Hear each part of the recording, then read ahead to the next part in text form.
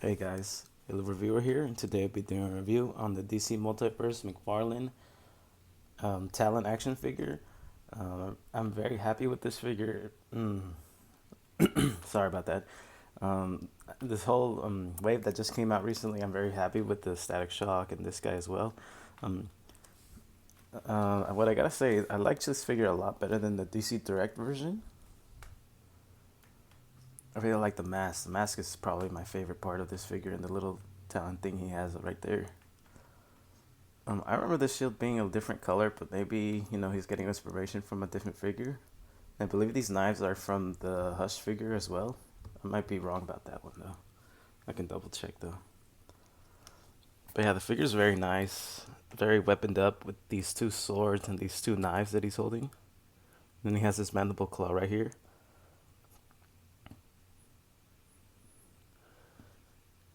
I know he looks very basic because he's an all black figure, but there's actually some sculpt going into him, a lot more than the DC collectibles version. And I like this version better because it's a lot more articulated as well. And actually, the articulation on this guy is very, very nice. It's very smooth. Let me see if I can get it. Look at that butterfly joint. No hinders at the shoulders, so you can go all the way up if you want to. Make that work to the full extension. Double hinged elbows, hinged wrists. Let me see if I can show that off on camera. Like, of course, can go 360 up and down. Double hinged knee.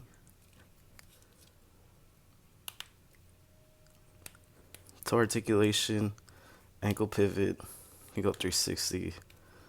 The torso, upper torso articulation.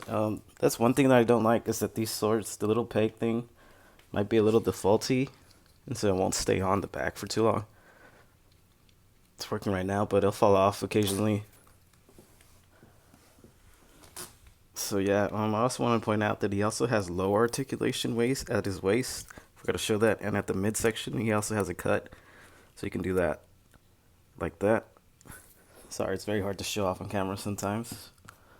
And his head can go 360, a lot better in the head articulation. See, there goes the swords. But the articulation, like I said, is a lot better than the DC Collectibles version, so I would go ahead and get this guy. Plus, the DC Collectibles version is going for a lot of money, which is BS. This is 20 bucks, guys, which is much, much better. And here's the Talon with the swords. I think the swords are very nice. One of the nicest swords McFarlane has come out with recently. Kind of resemble machetes to me, but maybe that's just me. That mask, man, is just so nice in my opinion. What I do have to say that the DC collectibles did have these removable knives on his chest. Like maybe about 3 of them could come off, but really, it's not that important. And they also came with the Court of Owl mask, just one. But really, like I said, this figure is far superior to that one. I would go out and get this one.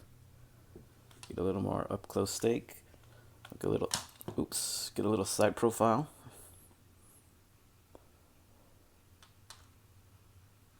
There's the little mandible claw. I wish it was a little bit bigger, but you know what? It's still there. On camera, it's very nice. So here we got a little mercenary side by side. We got the new Rebirth Deathstroke next to the Talon figure that just dropped. And I'm just so happy that McFarlane is releasing so many Batman villains.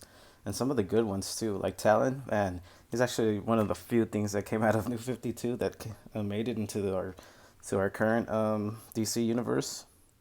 And here he is next to that tall DC Injustice Green Arrow figure, who is pretty tall, but they're about the same height. Don't let the camera fool you. Talon just looks a little slightly slimmer than Green Arrow. And here we got the guy that beat Batman next to Batman himself. And then here's just New 52 Nightwing, just because they go together.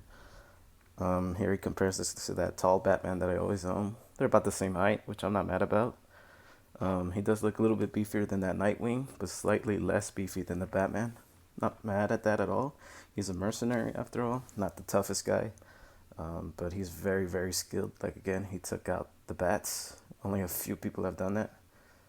Probably on one hand you can count that. But yeah, like I said, that sword thing about his backpack falling off, maybe that's just my figure. Don't let that bother, like, hold you back from getting this figure. I'm actually trying to army build this.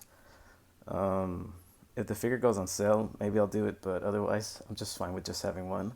And I gotta mention that I don't need a stand to hold this guy. Like he's perfectly still without a stand. It's kind of hard doing that with some McFarlane figures, but this guy was like, nope, I got this. But yeah, guys, have a good one. Let me know how you feel about this guy, and yeah, check out my other reviews. Leave a like and comment, and goodbye.